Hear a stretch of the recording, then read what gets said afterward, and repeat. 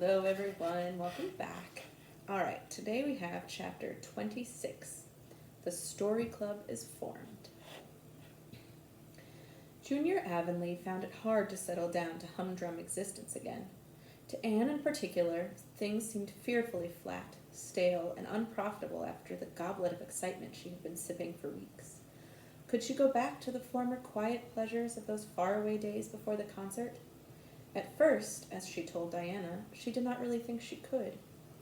"I'm positively certain, Diana, that life can never be quite the same again as it was in those olden days," she said mournfully, as if referring to a period of at least 50 years back.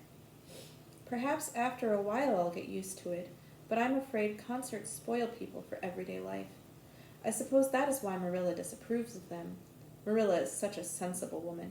It must be a great deal better to be sensible, but still, I don't really believe I'd want to be a sensible person because they're so unromantic.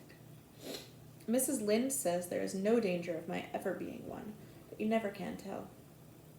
I feel just now that I may grow up to be sensible yet, but perhaps that is only because I'm tired. I simply couldn't sleep last night for ever so long. I just lay awake and imagined the concert over and over again. That's one splendid thing about such affairs. It's so lovely to look back to them." Eventually, however, Avonlea School slipped back into its old groove and took up its old interests. To be sure, the concert left traces. Ruby Gillis and Emma White, who had quarreled over a point of precedence in their platform seats, no longer sat at the same desk, and a promising friendship of 3 years was broken up. Josie Pye and Julia Bell did not speak for 3 months because Josie Pye had told Bessie Wright that Julia Bell's bow, when she got up to recite, made her think of a chicken jerking its head, and Bessie told Julia. None of the Sloanes would have any dealings with the Bells, because the Bells had declared that the Sloanes had too much to do in the program, and the Sloanes had retorted that the Bells were not capable of doing the little they had to do properly.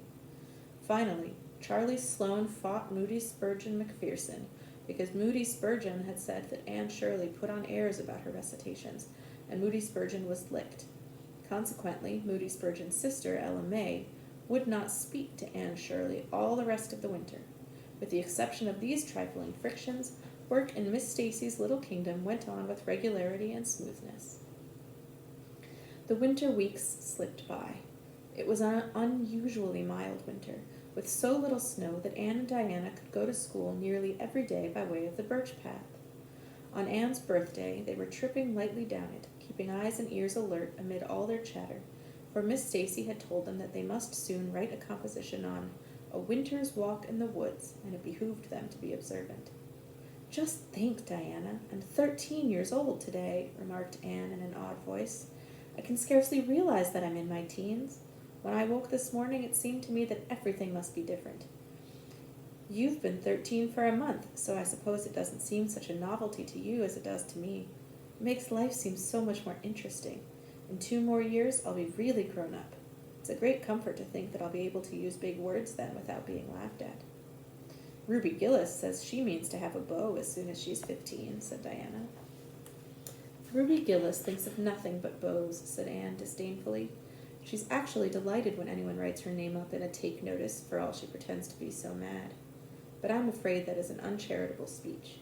Mrs. Allen says we should never make uncharitable speeches, but they do slip out so often before you think, don't they? I simply can't talk about Josie Pye without making an uncharitable speech, so I never mention her at all. You may have noticed that. I'm trying to be as much like Mrs. Allen as I possibly can, for I think she's perfect." "Mr. Allen thinks so too. Mrs. Lynde says he just worships the ground she treads on, and she doesn't really think it right for a minister to set his affections so much on a mortal being. But then, Diana, even ministers are human and have their besetting sins just like everybody else." "I had such an interesting talk with Mrs. Allen about besetting sins last Sunday afternoon. There are just a few things it's proper to talk about on Sundays, and that is one of them. My besetting sin is imagining too much and forgetting my duties. I'm striving very hard to overcome it, and now that I'm really 13, perhaps I'll get on better." "In 4 more years we'll be able to put our hair up," said Diana. "Alice Bell is only 16, and she's wearing hers up, but I think that's ridiculous. I shall wait until I'm 17. "If I had Alice Bell's crooked nose," said Anne decidedly, "I wouldn't. But there, I won't say what I was going to because it was extremely uncharitable. Besides, I was comparing it with my own nose, and that's vanity. I'm afraid I think too much about my nose ever since I heard that compliment about it long ago. It really is a great comfort to me. Oh, Diana, look, there's a rabbit. That's something to remember for our woods composition. I really think the woods are just as lovely in winter as in summer. They're so white and still, as if they were asleep and dreaming pretty dreams. I won't mind writing that composition when its time comes, sighed Diana. I could manage to write about the woods, but the one we're to hand in Monday is terrible. The idea of Miss Stacy telling us to write a story out of our own heads. Why, it's easy as a wink, said Anne. It's easy for you because you have an imagination, retorted Diana. But what would you do if you had been born without one? I suppose you have your composition all done? Anne nodded, trying hard not to look virtuously complacent and failing miserably. I wrote it last Monday evening. It's called The Jealous Rival, or In Death Not Divided. I read it to Marilla, and she said it was stuff and nonsense. Then I read it to Matthew, and he said it was fine. That is the kind of critic I like. It's a sad, sweet story.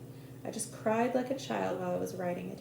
It's about two beautiful maidens called Cordelia Montmorency and Geraldine Seymour, who live in the same village and were devotedly attached to each other.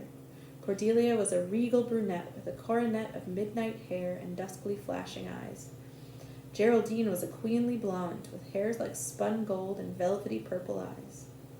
I never saw anybody with purple eyes, said Diana dubiously. Neither did I. I just imagined them. I wanted something out of the common. Geraldine had an alabaster brow, too. I found out what an alabaster brow is. That is one of the advantages of being 13. You know so much more than you did when you were only 12. Well, what became of Cordelia and Geraldine? Asked Diana, who was beginning to feel rather interested in their fate. They grew in beauty side by side until they were 16. Then Bertram de Vere came to their native village and fell in love with the fair Geraldine. He saved her life when her horse ran away with her in a carriage, and she fainted in his arms, and he carried her home 3 miles, because, you understand, the carriage was all smashed up. I found it rather hard to imagine the proposal because I had no experience to go by. I asked Ruby Gillis if she knew anything about how men proposed, because I thought she'd likely be an authority on the subject, having so many sisters married. Ruby told me she was hid in the hall pantry when Malcolm Andrews proposed to her sister Susan. She said Malcolm told Susan that his dad had given him the farm in his own name, and then said, "What do you say, darling pet, if we get hitched this fall?" And Susan said, "Yes, no, I don't know, let me see." And there they were, engaged quick as that. But I didn't think that sort of a proposal was a very romantic one. So in the end, I had to imagine it out as well as I could. I made it very flowery and poetical, and Bertram went on his knees, although Ruby Gillis says it isn't done nowadays. Geraldine accepted him in a speech page long. I can tell you I took a lot of trouble with that speech. I rewrote it 5 times, and I look upon it as my masterpiece. Bertram gave her a diamond ring and a ruby necklace, and told her they would go to Europe for a wedding tour, for he was immensely wealthy. But then, alas, shadows began to darken over their path. Cordelia was secretly in love with Bertram herself, and when Geraldine told her about the engagement, she was simply furious, especially when she saw the necklace and the diamond ring. All her affection for Geraldine turned to bitter hate, and she vowed that she should never marry Bertram. But she pretended to be Geraldine's friend the same as ever. One evening, they were standing on the bridge over a rushing, turbulent stream, and Cordelia, thinking they were alone, pushed Geraldine over the brink with a wild, mocking, "Ha, ha, ha." But Bertram saw it all, and he at once plunged into the current, exclaiming, "I will save thee, my peerless Geraldine." But alas, he had forgotten he couldn't swim, and they were both drowned, clasped in each other's arms. Their bodies were washed ashore soon afterwards. They were buried in one grave, and their funeral was most imposing, Diana. It's so much more romantic to end a story up with a funeral than a wedding. As for Cordelia, she went insane with remorse and was shut up in a lunatic asylum. I thought that was a poetical retribution for her crime. How perfectly lovely, sighed Diana, who belonged to Matthew's school of critics. I don't see how you can make up such thrilling things out of your own head, Anne. I wish my imagination was as good as yours. It would be if you'd only cultivate it, said Anne cheeringly. I've just thought of a plan, Diana. Let you and me have a story club all our own and write stories for practice. I'll help you along until you can do them by yourself. You ought to cultivate your imagination, you know. Miss Stacy says so.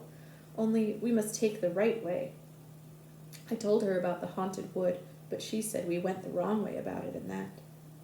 And this was how the story club came into existence. It was limited to Diana and Anne at first, but soon it was extended to include Jane Andrews and Ruby Gillis and one or two others who felt that their imaginations needed cultivating.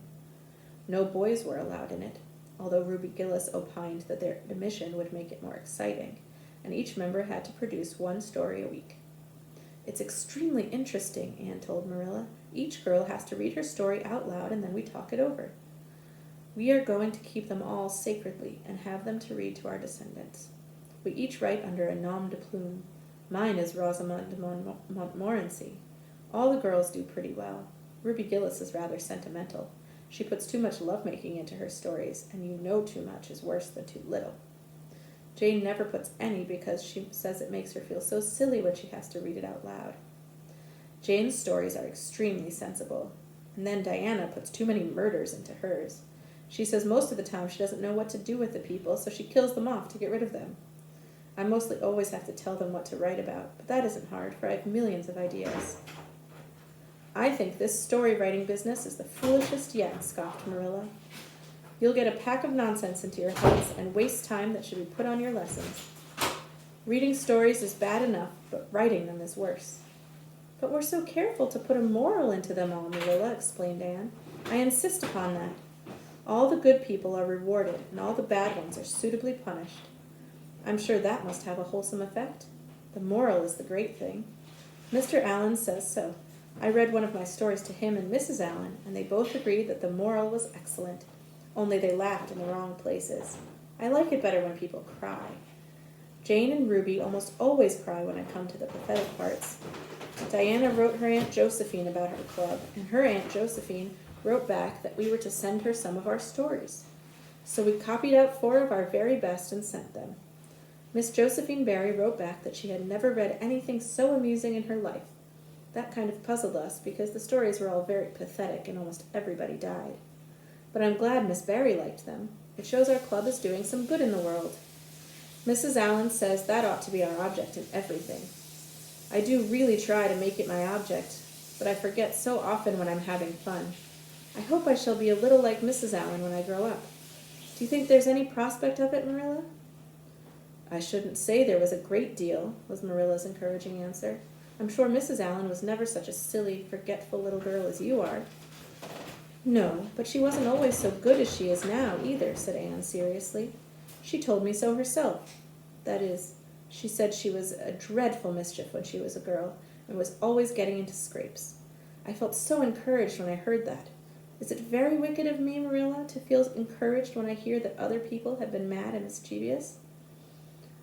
Mrs. Lynde says it is. Mrs. Lynde says she always feels shocked when she hears of anyone ever having been naughty, no matter how small they were. Mrs. Lynde says she once heard a minister confess that when he was a boy he stole a strawberry tart out of his aunt's pantry, and she never had any respect for that minister again. Now, I wouldn't have felt that way. I'd have thought that it was real noble of him to confess it, and I'd have thought what an encouraging thing it would be for small boys nowadays who do naughty things and are sorry for them to know that perhaps they may grow up to be ministers in spite of it. That's how I'd feel, Marilla. The way I feel at present, Anne, said Marilla, is that it's high time you had those dishes washed. You've taken half an hour longer than you should with all your chattering. Learn to work first and talk afterwards. And that is the end of chapter 26. See you tomorrow.